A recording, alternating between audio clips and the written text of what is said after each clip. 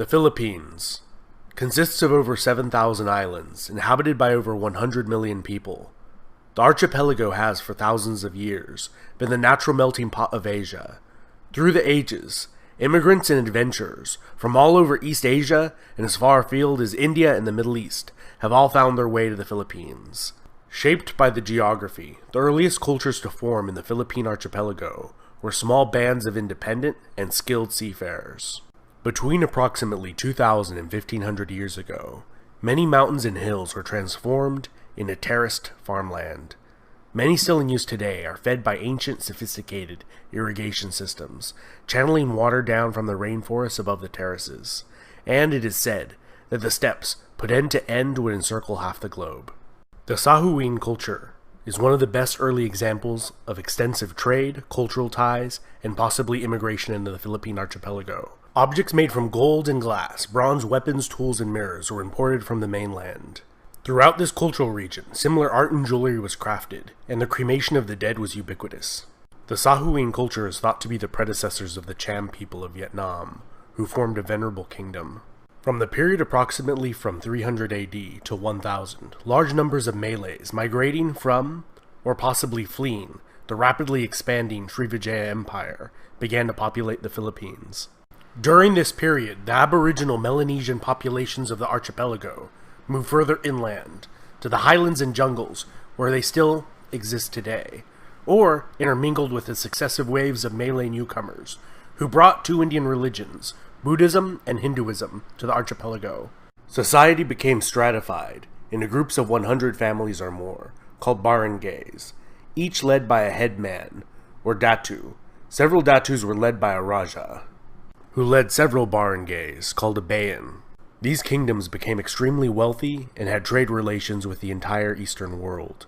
Paramount among these seems to have been the cosmopolitan city-state and trading hub of Tondo, located on the island of Luzon. The earliest written record discovered in the Philippines, the Laguna copperplate inscription, mentions the state of Tondo and is written in a script combining elements of Sanskrit, Old Javanese, Malay, and Tagalog. The barangays of Tondo were led by a lakan instead of a raja, and were democratically selected from among the datus of each barangay. Tondo expanded to control much of the island of Luzon, forming alliances and striking trade bargains to expand their territory just as often as through warfare. Formed from several ethnic groups, the Ifugao in the highlands of Luzon formed the longest-lasting state in the Philippines. This self-sufficient, landlocked state lasted for over 1,000 years, and was ruled over by a council of elders. Several other long-lasting states formed throughout the Middle Ages, including Mai, who held diplomatic relations with Song Dynasty China, until Tondo secured a monopoly on trade with China in the archipelago. The Madhas Confederacy was originally a vassal state of the Srivijayan Empire. They would wage war on the Chinese Imperial Navy and raided the southern Chinese coast. They also were Tondo's most significant rival in the region, and fought several wars against them. Here the longest and oldest surviving epic poem from the region was composed, recounting the deeds of an ancient hero. The Rajanate of Cebu was founded by a minor prince of the southern Indian Chola dynasty that occupied the island of Sumatra far to the south. He was sent to establish an expeditionary base. Instead, he rebelled and carved out an independent Rajanate for himself. The Rajanate of Bhutan was known for its mining of gold, its gold products, and extensive trade networks, reaching the civilizations of modern-day China, Japan, India, Indonesia, Persia, Cambodia, and Thailand. During this period, large gold deposits were discovered throughout the Philippines, and gold ingots and bracelets of different sizes were commonly used as currency throughout the region. The kingdom of Cabalawan was a Ming dynasty tributary, and as time went on, they had an increasingly hostile relationship with Tondo. In the early 1400s, the Sunni Islamic Bruneian Empire began to expand into the Philippine archipelago, and around the year 1500, established the semi-independent Rajanate of Manila as a competitor to Tondo's maritime dominance in the region. Built directly across Tondo on the opposite banks of the Pasig River Delta, Manila would gradually supplant Tondo, which fell under increasing Bruneian influence. The Sultanate of Maguindanao formed in the south, ruled over by a hereditary line of sultans that maintained very favorable relations with the Dutch and English for over 3 centuries, until finally falling to the Spaniards in the 19th century. In 1521, a Spanish expedition that would go on to be the first to circumnavigate the planet reached the Philippines. It was led by the Portuguese, Fernão de Magalhães.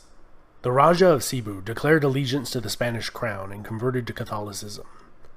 The nearby small island of Mactan was not as amicable and killed Fernão as they disembarked with a small attack force on the island. The Spaniards left but would return quickly, sending 5 subsequent expeditions, and in 1543, Ruy López de Villalobos renamed the islands Las Filipinas after Philip II of Spain. During the conquest of Manila, much of the city was burnt to the ground, and the Spanish settlement of Manila was founded there as the capital of the Spanish East Indies. In 1578, the Sulu Sultanate, a longtime vassal of the declining Empire of Brunei, became fully independent and would become a longtime foe of the Spanish. The Sultanate of Sulu became notorious for the so-called Moro raids, pillaging and taking of slaves. The Spanish would burn down their cities several times, only to have new bases of operations sprout up on different islands.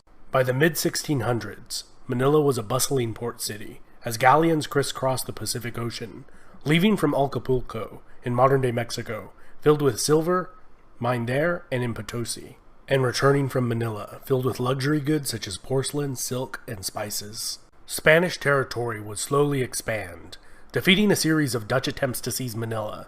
The British did seize it for a short while during the 7 Years' War, only to return it after the war had ended, and the treaty stipulated that they do so.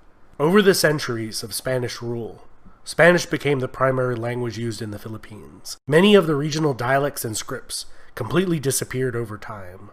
Following the Spanish-American War and period of U.S. military rule, the Philippines became an American territory, and in 1935 became an American Commonwealth. During the brutal Japanese occupation of the Philippines in the Second World War, 500,000 to 1 million Filipino civilians were killed. In 1943, the Japanese set up a short-lived puppet state.